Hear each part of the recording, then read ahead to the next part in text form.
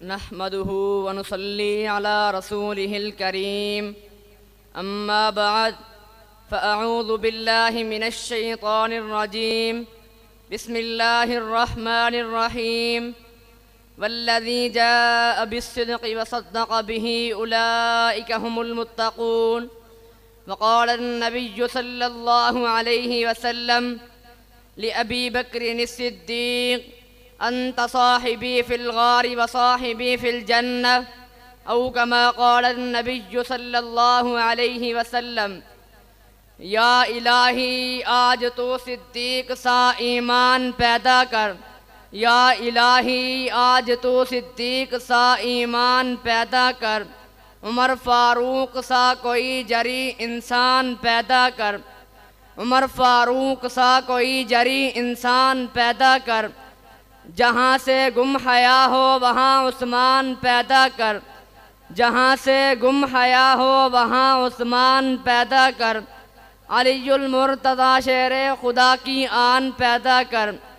انتہائی واجب الاحترام حضرات اساتذہ کرام اور معزز مہمانان گرامی، آج میں آپ حضرات کے سامنے اس شخصیت کے مناقب بیان کرنا چاہتا ہوں جو فنافر رسول بھی ہیں، رفیق قبر بھی ہیں، رفیق حشر بھی ہیں، یار غار بھی ہیں، نبوت کا وفادار بھی ہیں. علامہ ابن حجر مکی رحمۃ اللہ علیہ لکھتے ہیں کہ صدیق کی ولادت پر ہاتف نے آسمان سے آواز دی، امت اللہ بتحقیقی ابشری بالولد العتیقی اسمہ فی السماء صدیقی وبالخاتم النبیین فی الغار رفیقی. آواز آئی کہ اے اللہ کی بندی، یہی ابو بکر صدیق ہے جن کا نام عبداللہ ہے، ان کے والد کا نام ابو قحافہ عثمان ہے، کنیت ابو بکر ہے، لقب عتیق و صدیق ہے، مشہور محمد کا رفیق ہے. یہی وہ بچہ ہے جو آخری نبی کا قیامت تک رفیق ہے، یہی ابو بکر صدیق ہے جو وصی رسول ہے. سامعین محترم، پورے صحابہ میں افضل، اعلیٰ و بالا، سب سے پہلا نبی پاک کا رفیق، مصطفیٰ کا وزیر، مصطفیٰ کا مشیر، مصطفیٰ کا محافظ ابو بکر صدیق ہیں.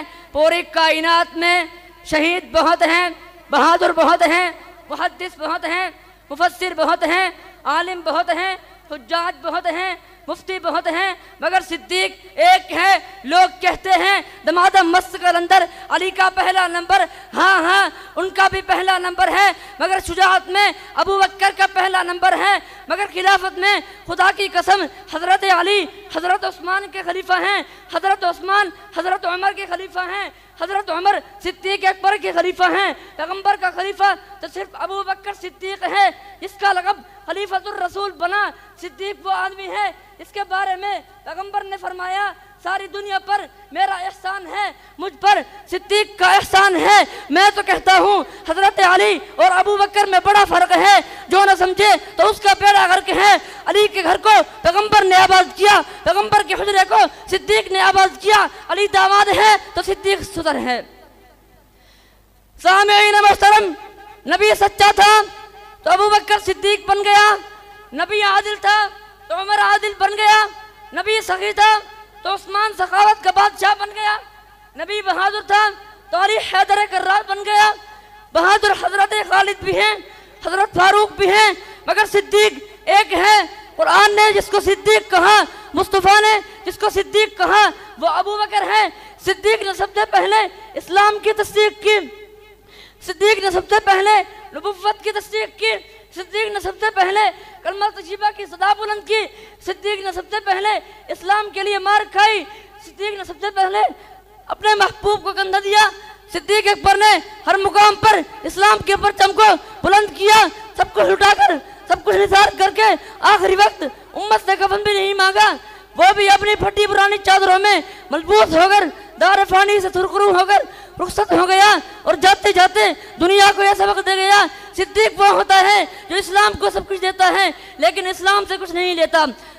آخر میں بس اتنا ہی کہنا چاہتا ہوں، پہلو مصطفیٰ میں بنا آپ کا مزار، پہلو مصطفیٰ میں بنا آپ کا مزار. پہنچی وہیں پہ خاک جہاں کا خمیر تھا، پہنچی وہیں پہ خاک جہاں کا خمیر تھا. پروانے کو شمع، بلبل کو پھول بس، صدیق کے لیے خدا کا رسول بس، وما علینا الا البلاغ المبین۔